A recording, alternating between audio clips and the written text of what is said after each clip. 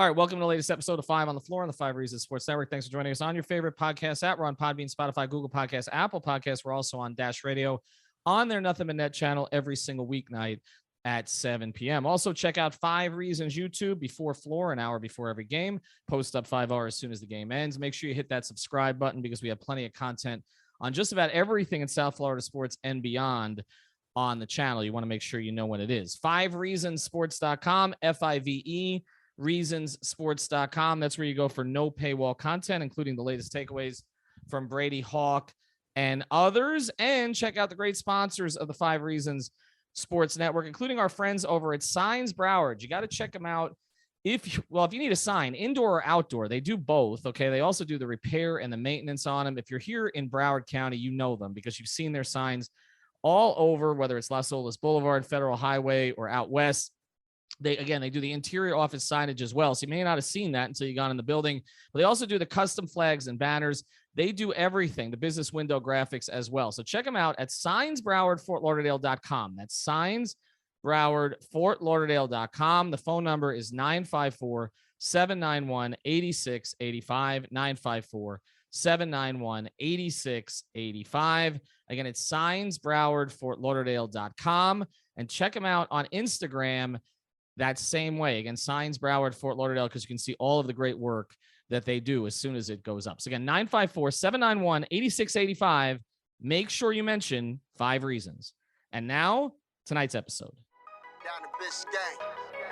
Yay. 5 on the floor. Ride for my dogs. Where here's the thing. You can check the score. Hustle hard, couple scars, wearing rubber frauds. Just like Butler said, you in trouble, y'all. Kept the floor playing. Got it all banned. Y'all seen the block. Stop with one hand. And Pat we trust. It's power, have the guts. We're here to bring the heat. Y'all can hang it up. Welcome to 5 on the Floor, a daily insider show on the Miami Heat and the NBA, featuring Ethan Skolnick, Greg Sylvander, and Alex Toledo, plus others from the 5 Reasons Sports Network. All right, Ethan Skolnick back on 5 on the Floor. Here's tonight's floor plan. I got Alex Toledo. You can follow him at Tropical Blanket. You can follow me at Ethan J. Skolnick or at 5 Reasons Sports. And what we're going to talk about tonight is something Brady and I got into a little bit when I was up in Philadelphia. I'm back now. But it's this idea that we've been waiting all season on the Heat's so-called Big Four to get together, okay? And that is 3 starters, obviously, Bam Adebayo, Jimmy Butler, and Kyle Lowry, and then the 6th man of the year, Tyler Herro. And for the 4 of them to finally play together for an extended period of time. And for one reason or another, Tyler's had some minor stuff, but obviously Kyle Lowry's been dealing with some personal issues where he's left the team twice. Jimmy Butler has had injuries throughout the season. Bam Adebayo was out with a hand injury for several weeks, almost 8 weeks. And so we really haven't seen it for an extended period, but there has been this assumption, Alex, that it would look great when we did, that this team would just take off when all of them were together. And look, to be fair, the record when they're all together, even after last night, is 14-5. So it's not bad. Okay. It's still pretty good, but we saw specific things that were problematic last night. And it wasn't just the fact that Tyler Herro was getting hunted. This group was on the floor at the end of the game. They couldn't close out a Sixers team without James Harden and without Joel Embiid. So I'll just ask you, the 19 games we've seen, before we get into what they need to look like, the 19 games that we've seen so far, how have they looked to you? I think they could definitely look better. And maybe that's an easy thing for me to say from the outside. But I think when you kind of theorize these 4 players, it's like, okay, those are 4 guys you can really depend on to make plays for themselves and for each other. You know, they're all good at different things. And I think the problem is getting them all to do it at the same time. Last night you had 3 guys going. Tyler was way off. And not that that's the way for them to win, because we know that they don't necessarily need the scoring to come from their top 4 guys. It's not necessarily how the Heat function. They're all about kind of getting everybody involved. But I don't know. Like, I just think there's some better results that I think we're waiting for there. Like, I was kind of looking up the lineup data right now when those 4 guys play together, and it's a negative 6.51 net rating with a 97.34 offensive rating. So that's only in 87 minutes, which is not a lot, but that's per PBP stats, and it just kind of matches up with what we've been talking about, their kind of offensive clunkiness. And maybe a lot of that data is noisy because a lot of it kind of comes in crunch time. But even with that, they're going to be relying on this lineup in the playoffs. I think we all know that. It's kind of like not a secret at all. Excuse me. And I think, it's going to keep happening unless things change, right? Like I just think they keep running into the same mistakes offensively where they resort back to the one-on-one stuff, kind of the pace going down and things getting stagnant, and it keeps happening. Before it was with Jimmy, then it happens with Tyler. I don't know, like they have not figured out the stagnant offense with this lineup in fourth quarters. I don't think last night was necessarily a big deal because I think it was more about effort and them not really being there all the way and kind of, I was going to say something that I forgot I shouldn't curse on here, but just doing a lot of stuff that they shouldn't be doing, right? So I'm less worried about last night in general and more like, okay, this lineup is not the def lineup that everybody thought it was going to be. How do they adjust from here? I mean, that's an interesting way to put it because there are ways to adjust that are completely different from each other. There are scheme adjustments that you can make. There's also rotation adjustments where you could put the four of them out there with a different fifth person. Yesterday it was Caleb Martin instead of PJ Tucker, who's looked a little worn down lately. One amendment to that, just sorry to interrupt, but the PJ, when you add PJ into the lineup data that I'm talking about, they're actually, I believe it was a +6. Mm-hmm. So the five of them together, it actually works out. So that's relevant to what you're talking about there. So it's worked out with PJ, okay, but yeah. But he didn't go to it last night. And that was, the question that Anthony Chang and I asked PJ at shoot around, and PJ still doesn't want to sit, doesn't believe in sitting. I think if Spoelstra forced him to sit, he would, but that was kind of a partial, I'm not benching, but I mean, he made a decision not to play him late last night and to go with the athleticism of Martin. Martin made a couple of threes. Tucker hasn't been making his threes. So there is a way to maybe get different kinds of space, particularly if PJ is not being guarded at all. And Caleb, from an athletic standpoint, has to be, at least on his cuts, that I think you can make an adjustment there. But ultimately, these four are going to be on the floor at the end. And that's, that's the thing. They're not on the floor at the beginning, although they may be in the playoffs also. We haven't ruled out the possibility that Spoelstra has Herro in his back pocket, possibly to put in for Duncan if Duncan is slumping, even as a starter. But I guess my thing last night was this. Again, you cannot complain about a team that is first in the Eastern Conference with everything they've gone through. 2.5 games up on Milwaukee, Philadelphia, and Boston as we speak tonight. Okay, you can't complain. And Milwaukee's playing Chicago tonight. You can't complain about any of that. But I think the reason, and this is what I said to Brady last night, I think the reason that other teams don't fear the Heat as a 1 seed and the media doesn't respect them, I think with the media, it's more, well, they don't have a Durant, they don't have a Giannis, they don't have a LeBron, they don't have that kind of player, right? They don't have an Embiid.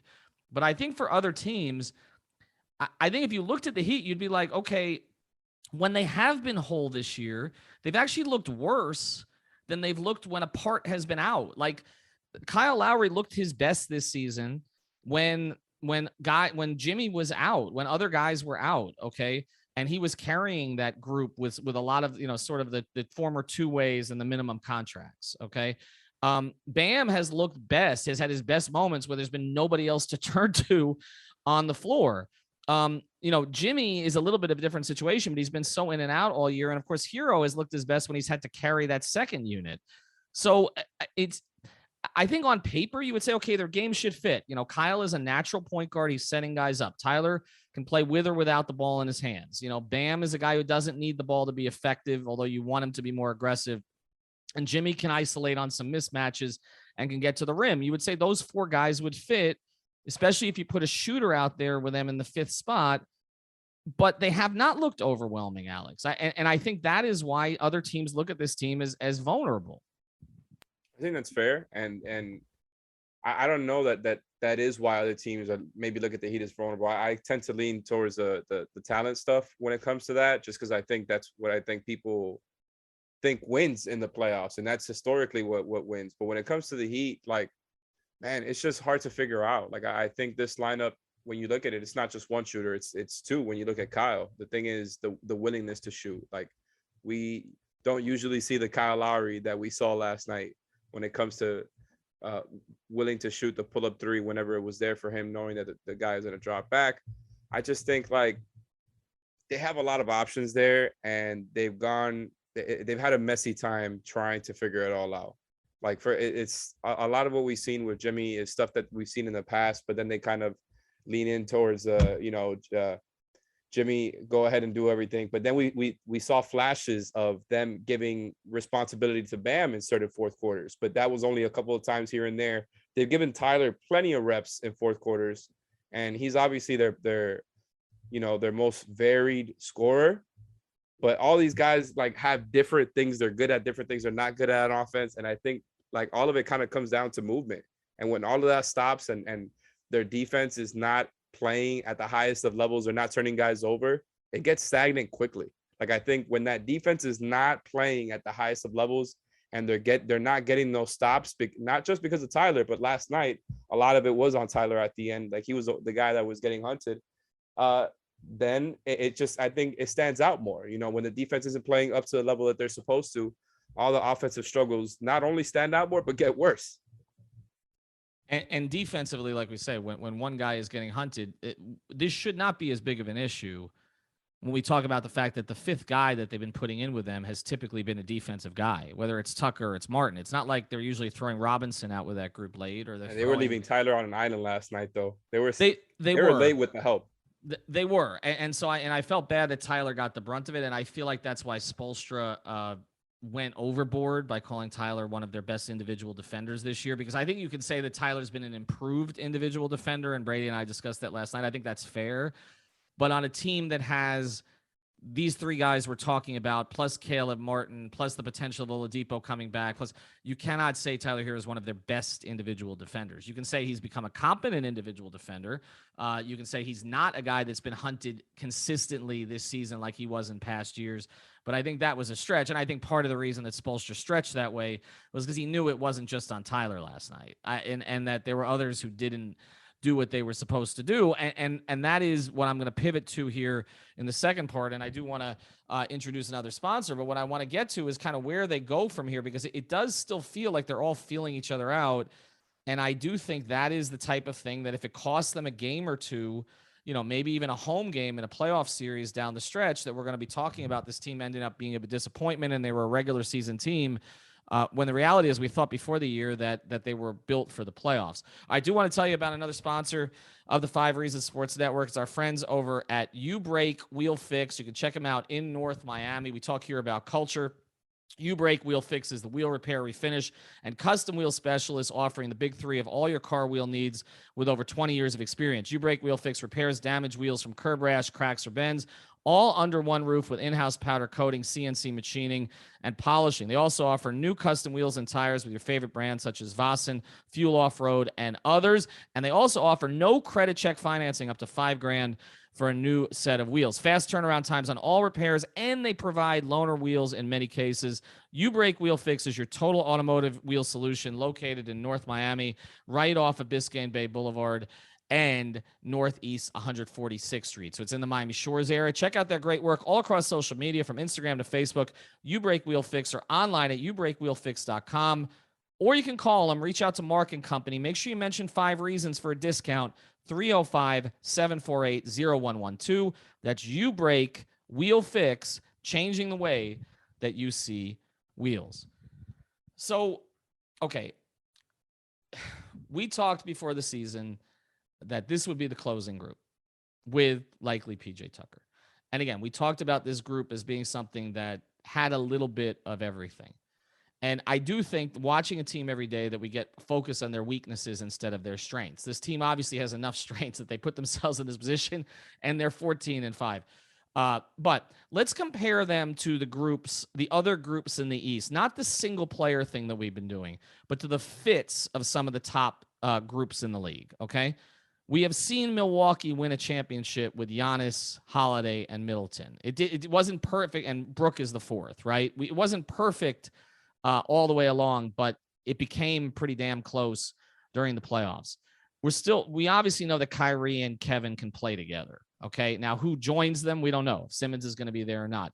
Philadelphia, Harden, and Embiid, they can't seem to get on the court enough, but what they do is they draw a bunch of fouls when they're together.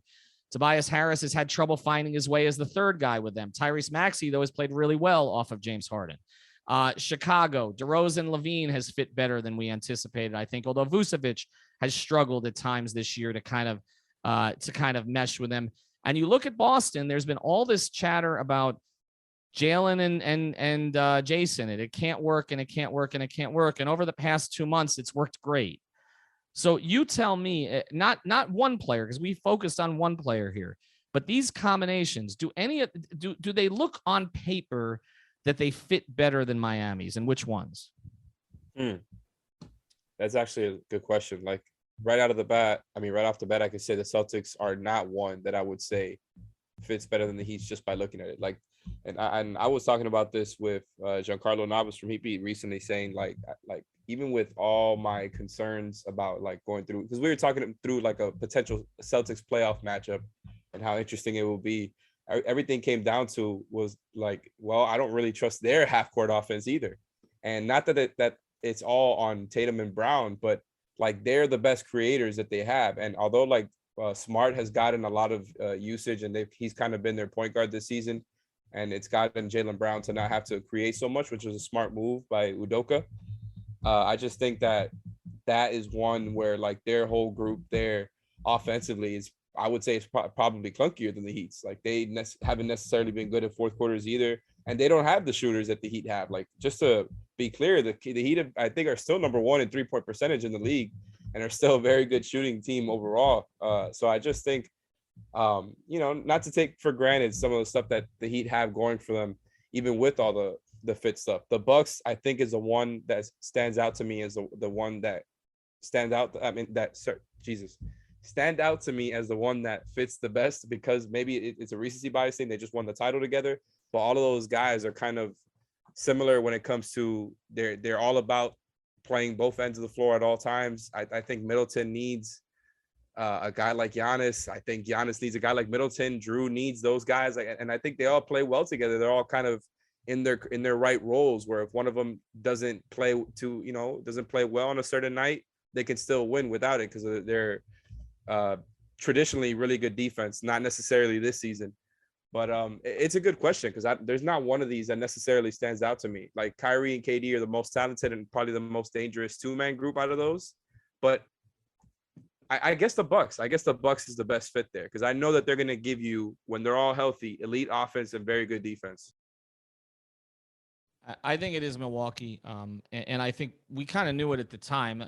The only question was, I thought really whether Drew would shoot the ball well enough, to offset Giannis a little bit. But now that Giannis has become, remember all those bad games he had, bad shooting games in the finals, and they ended up winning. They won anyway because he did everything else. I think that's the reason, is because those three guys are such two-way players that you're able to, if one of them's having an off night, the others can compensate, and then Giannis is overwhelming. The Heat don't have anybody who's overwhelming. And so, I do think it's them. I think that the Kyrie Kevin fit has been solid enough that it really doesn't matter who the third is, but I just don't know that they're going to defend and rebound well enough for it to matter.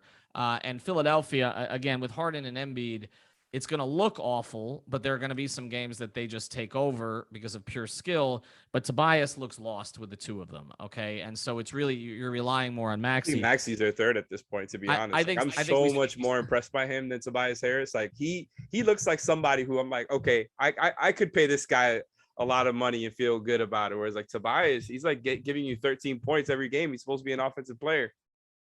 And he's basically a max guy, which is a whole nother story. All right. So I got one more question for you. We're going to do it here after the break, but I'm with you that it's Milwaukee. And that's why I still think that the Bucks are the team to beat in the Eastern Conference. And I think they have been all year. And I think Miami has the best chance to challenge them, but I think Miami's got to figure this out. So I got one question for you after the break. Before we do, I want to talk about one more sponsor here of the 5 Reasons Sports Network, and it's prizepicks.com. You got to use the code 5, F-I-V-E. This is our official fantasy partner. You can play 2, 3, 4, 5 players together. You can play across different sports, different teams. Of course, we do an NBA show called Prize Picks on 5 on the YouTube channel, where we tell you who to pick before every Heat game. You can play points, rebounds, blocks, overall fantasy points. You can go over or under on 3-pointers made. They got everything on prizepicks.com.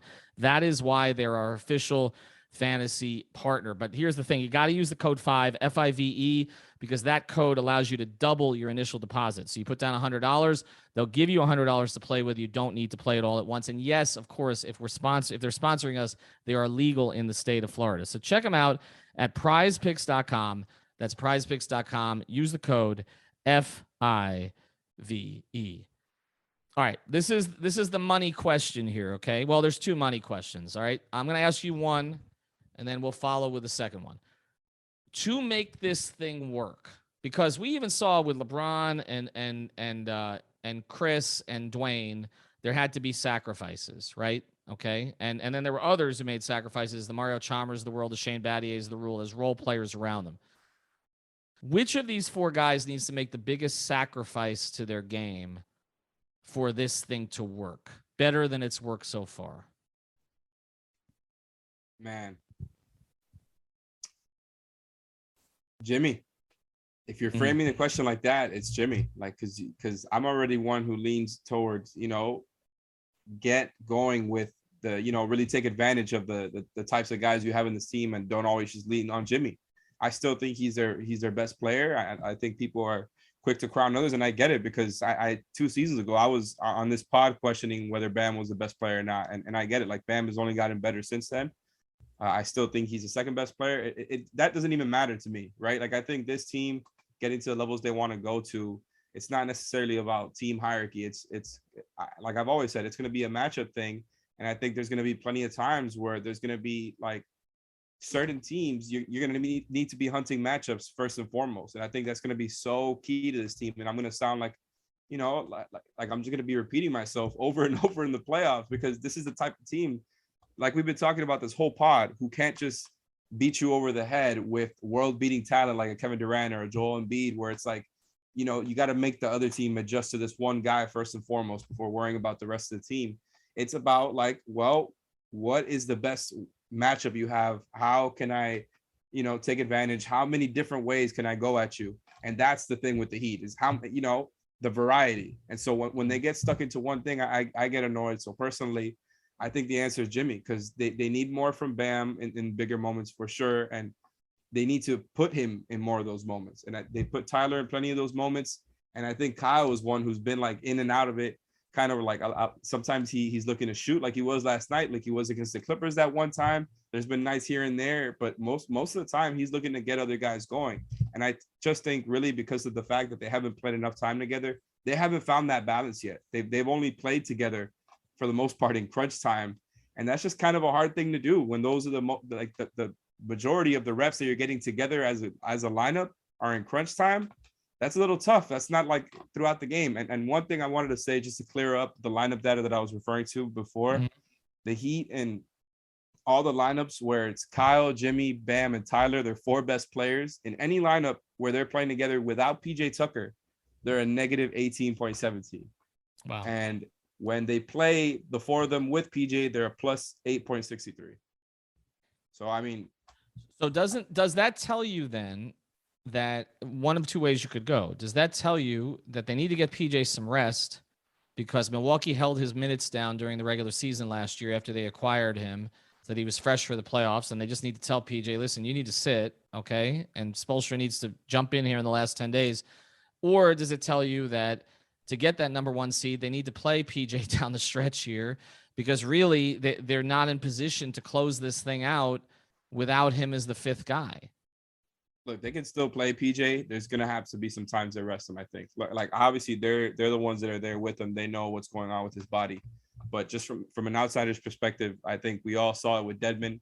And it's just a testament to what PJ has kind of the different versions of this team that he's been that he's fought with throughout this season. It's no matter who's been out, PJ has been in most of the time, right? So I think, and especially with his age, his wear and tear when it comes to being a playoff guy through long playoff runs for the past few years, I just think like, I can't help but figure, you're the 1 seed, get him some rest. I think you have all this depth that we've been talking about all season. I think they can win games without PJ Tucker.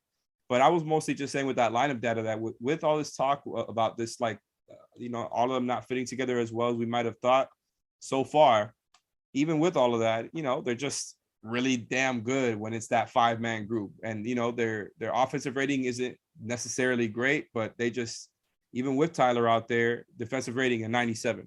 And not to just base it on all of that, but it's just been like, despite everything, it's still been really good, even with the small sample size. So again, this may be nitpick theater that we got into yesterday because of a bad performance.